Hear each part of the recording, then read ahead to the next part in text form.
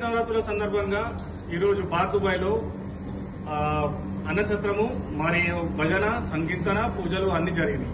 మనము ఇండియాలో ఉన్న వ్యక్తులు ఎలా జరుపుకుంటారో అలానే ఘనంగా వైభవంగా మనం ఇక్కడ వినాయక చవితిని మరియు అన్నసత్రాన్ని అందరికీ ప్రసాదంగా పంచి ఆ దేవుడి బ్లెస్సింగ్స్ ని తీసుకున్నాం. Thank you. జై గణేష.